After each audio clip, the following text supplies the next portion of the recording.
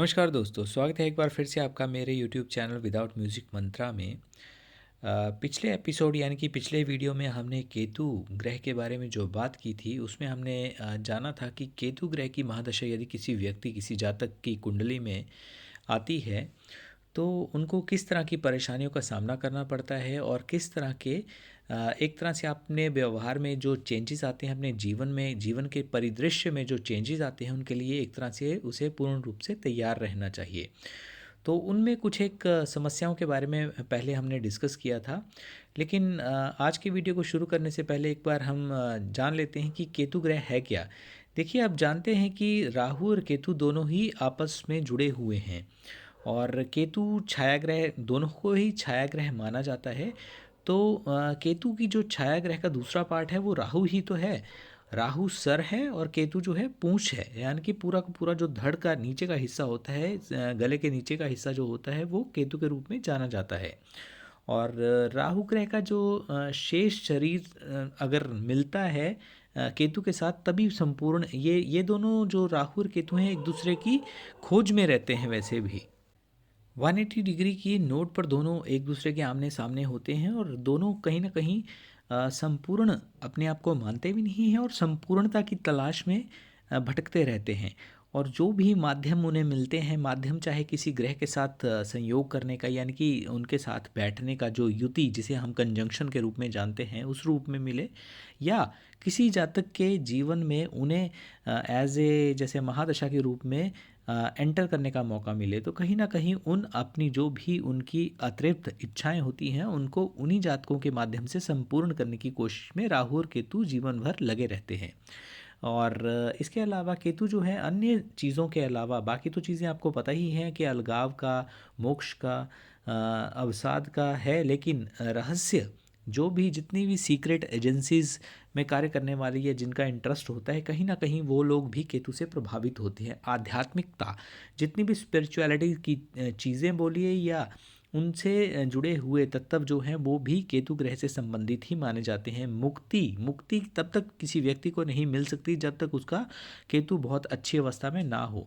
ऐसा माना जाता है कि जिनकी कुंडली में केतु बहुत मजबूत स्थिति में होता है वो या तो बहुत एक उच्च स्तरीय, जो एक जैसे आप इस तरह से मान सकते हैं कि रिसर्च फील्ड में ऐसे लोग जा सकते हैं, या फिर मैजिक की जो फील्ड होती है, जो जादू जिसे बोलते हैं, मैजिशियन, अच्छे मैजिशियन तक भी बन सकते हैं। जो भी सीक्रेटिव ऐसी कार्य होते हैं कि किस तरह से लोगों के सामने उस चीज़ को प्रदर्शित किया जाए, उनको अच्छा भी लगे और बहुत गहन जांच यदि रिसर्च के फील्ड में बोलें तो वो व्यक्ति भी कहीं ना कहीं केतु ग्रह से प्रभावित होते हैं। देखिए, ज्योतिष शास्त्र के अनुसार केतु जो है वो एक क्रूर छाया ग्रह है। मैंने बहुत से अपने वीडियोस में बताया हुआ है कि केतु जो है वो एक बहुत ही क्रूर अध्यापक के रूप में जाना जाता है। केतु की महादशा यदि किसी व्यक्ति पर आती है तो आप ये मानिए कि हर दिन आपको कुछ ना कुछ नया सीखने को मिलेगा। नया सीखने को इस तरह से मिलेगा कि आपका सबसे पहले तो आपकी जो भी एक तरह से मानसिक आघात आपको मिलते रहेंगे। ऐसे व्यक्ति जिनको आपने अपना माना था, आपको कहीं ना कहीं उनसे धोखे का शिकार होना पड़ेगा। इसके अलावा बाकी चीज़ें आप जानते हैं कि धन से संबंधित हों, रिश्तों से संबंधित हों, सारी चीज़ें कहीं ना कहीं वीक पड़ती चली जाती हैं इस महादशा के काल में। देखिए, केतु के जो प्रमुख कारक हैं उनको तो उसने प्रभावित करना ही है, क्योंकि वो उसके ज्यूरिसडिक्शन, उसके अधिकार क्षेत्र में आते हैं। तो उन चीज़ों को केतु कैसे छोड़ सकता है? यदि अभी तक आप हमारे वीडियो पर बने हुए हैं तो प्लीज़ चैनल को सब्सक्राइब करें और वीडियो को फैमिली और फ्रेंड्स के साथ शेयर भी ज़रूर कीजिएगा। और जो प्रमुख कारक हैं उनमें जो तर्क शक्ति होती है, किसी ने कुछ कहा उसके आगे उसके रिस्पॉन्ड करने के लिए आप किस तरह का एक अपना लॉजिक रखते हैं, तर्क रखते हैं, उससे भी केतु ग्रह का बहुत एक गहरा संबंध है। आप कितने बुद्धिमान हैं, कितनी आपके अंदर बुद्धिमत्ता है, इसका भी एक जो कंसर्न है वो केतु के साथ माना जाता है। कितना आपके अंदर नॉलेज है, कितने ज्ञानवान हैं आप, वो भी केतु ग्रह के साथ ही तुलना करके देखा जाता है। मानसिक, क्योंकि ये सारी चीज़ें जितनी मैंने बोली हैं, चाहे लॉजिकल थिंकिंग की बात करिए, बुद्धि की बात करिए, ज्ञान की बात करिए, नॉलेज विजडम की बात करिए, वो सारी की सारी तभी आपको मिल सकती हैं या उनसे आप कोई भी कंसर्न तभी अपना शो कर सकते हैं समाज में जब आप मेंटली फिट हैं। बोलने का मतलब है कि मानसिक स्वास्थ्य, जो एक मेंटल हेल्थ होती है व्यक्ति की, वो यदि स्वस्थ है। लेकिन आम तौर पर ऐसा देखा जाता है साधारणतः कि 90% केसेस में व्यक्ति बहुत ही वेदना सहन करता है इस पीरियड में। और जब भी केतु की महादशा आती है तो कई तरह की ऐसी परिस्थितियां व्यक्ति के सामने आ जाती हैं जिनको वो ना चाहते हुए भी उसको सहना पड़ता है, और ना तो उससे वो चीज़ें समाज और अपने परिवार और अपने अपने जो नियर एंड डियर वंस होते हैं उनके साथ ना तो वो कहते बनता है और ना ही छुपाते बनता है। कहीं ना कहीं उसके जो एक हृदय को ठेस पहुंचती है, उसको एक उसकी पर्सनैलिटी 360 आप बोल सकते हैं पूरी की पूरी ओवरऑल चेंज हो जाती है।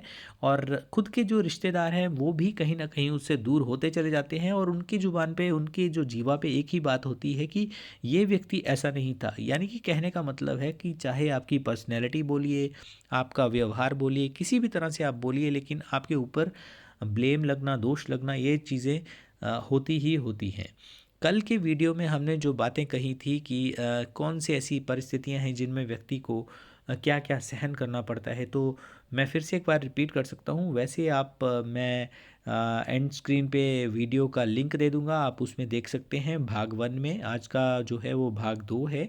तो कल की उसमें मैंने बताया था कि इस पीरियड के दौरान व्यक्ति की जो एक कंसंट्रेशन होती है अपनी लाइफ को, अपनी एम्बिशंस को लेके, वो कहीं ना कहीं वो एकाग्रता भंग हो जाती है, यानी कि कमज़ोर एकाग्रता होती है। दुर्घटनाएं बहुत सी होती हैं और सर्जरी की भी प्रोबेबिलिटी रहती है, जैसे मंगल की महादशा में रहती है। तो काफ़ी चीज़ें मैंने डिस्कस करी हैं। और आज के देखिए जो आज का जो ये वीडियो है उसमें एक चीज़ और होती है कि पैसे का नुकसान। अब पैसे का नुकसान किस तरह से आप मान सकते हैं कि देखिए आपने किसी भी जैसे न्यू वेंचर इस पीरियड में आप भूल के भी शुरू मत कीजिएगा। अदरवाइज़ कहीं, क्योंकि ये तो कुंडली के एनालिसिस पे ही डिपेंड करता है कि केतु की स्थिति आपकी कुंडली में, आपके चार्ट में कैसी है।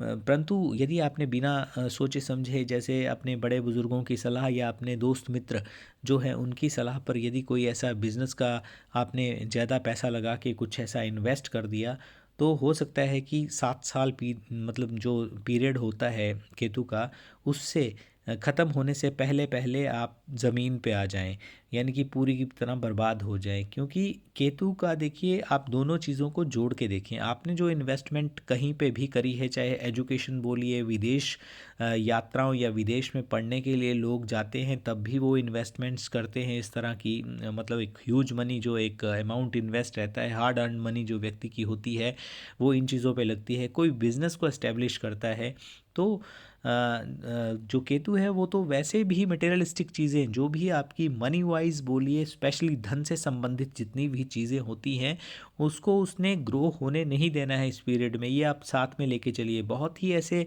कुछ कुछ परसेंट लोग होते हैं जो जिन पे या तो कोई देव कृपा बोलिए या उनका जो केतु होता है वो कहीं ना कहीं बृहस्पति गुरु ग्रह के सानिध्य में होता है, तो इसके कारण उन्हें उतना लॉस नहीं होता है। इनफैक्ट उन्हें उस पीरियड में बढ़ बढ़ के बहुत ज़्यादा तरक्की मिलती है, धन की संपदा मिलती है। फिर मेरे पास भी ऐसे काफ़ी कमेंट्स आते हैं जो लोग बोलते हैं कि सर हमारे साथ ऐसा नहीं हुआ। तो भाई साहब आप लकी मानिए खुद को और शुक्रगुजार रहिए भगवान के, इष्ट के, जो भी आपके गुरु हैं उनके, आप जो भी बड़े बुज़ुर्ग हैं उनके आप एक तरह से चरण स्पर्श भी कीजिए और उनके शुक्रगुजार, उनके धन्यवादी रहिए कि आपको वैसे दिन नहीं देखने पड़े। तो भूल के भी इस पीरियड में नया बिजनेस, नया वेंचर शुरू नहीं करना चाहिए। बाकी रेस्ट चीज़ें जो हैं वो सारी चीज़ें, दृष्टियों का संयोग, कैसी आपकी ग्रह स्थिति है आपके चार्ट में, उसके देखने के पश्चात ही ये कहा जा सकता है कि स्पेसिफिक इंडिविजुअल को इस पीरियड में बिजनेस को शुरू कर सकता है अथवा नहीं। तो ये चीज़ों का आपको ध्यान, तो पैसे का नुकसान होता ही होता है अगर आप बिना सोचे समझे कहीं मोटी इन्वेस्टमेंट कर देते हैं इस पीरियड के दौरान। दूसरी बात करते हैं संपत्ति की हानि। देखिए वाणी का कर्कश होना, मैंने जैसे कल के वीडियो में भी बताया था कि काफ़ी बढ़ जाता है एग्रेशन, एग्रेसिव। क्योंकि देखिए केतु को फिर से वैसे ही जोड़ के देखा जाएगा कि मंगल के साथ तुलना होती है। अगर मंगल 10 है तो केतु 100 है।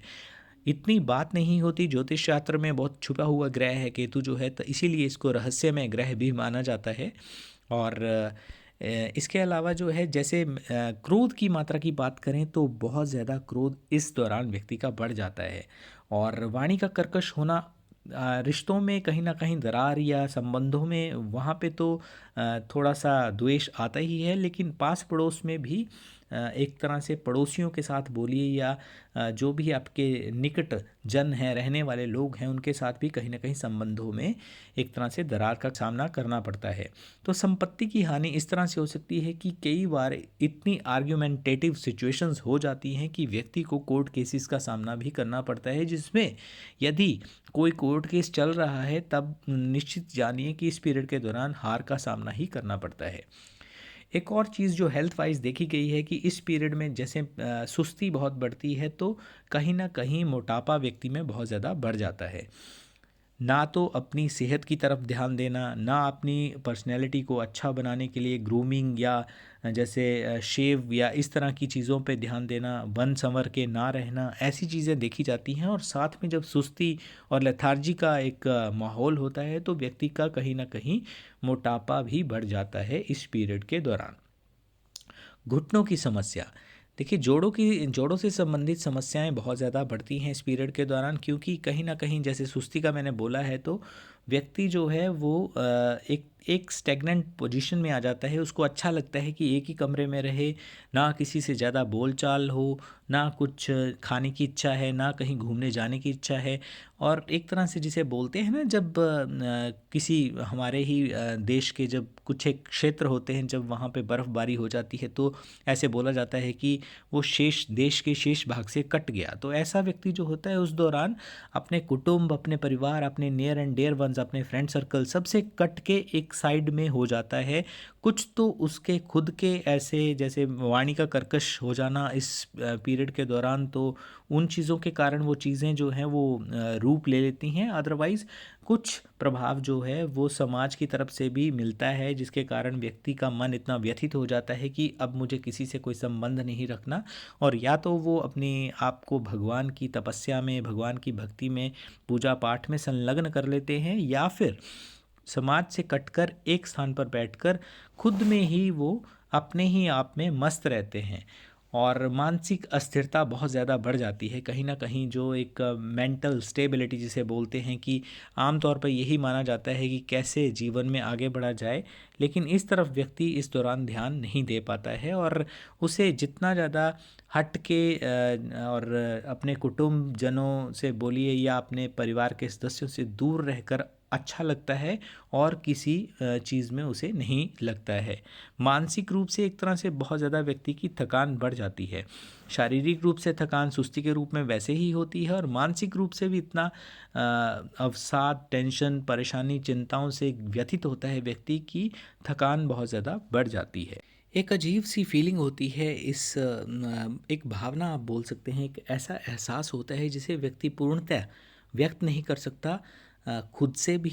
और एक ऐसा अभाव की स्थिति होती है कि हर चीज़ में अभाव की स्थिति होती है। ना तो पूर्णतः वो वाणी के माध्यम से अपना जो वो फील कर रहा होता है उस महादशा में उसको व्यक्त कर पाता है, और ना ही वो जो जिस असंपूर्ण अब बातें भी जो मैं कर रहा हूँ वो शायद कहीं ना कहीं आप उतने भाव से ना समझ पाएँ, लेकिन ये चीज़ें वही समझ सकता है जिसकी मनोस्थिति मतलब एक तरह से ये मनोस्थिति वही व्यक्ति समझ सकता है जिसकी केतु महादशा या तो चल रही हो, या वो पूर्णतः इस महादशा को झेल के उस पीरियड से निकल के आया हो। तो दोस्तों, ये था एक छोटा सा वीडियो केतु महादशा के दौरान जो समस्याएं व्यक्ति के द्वारा झेली जाती हैं।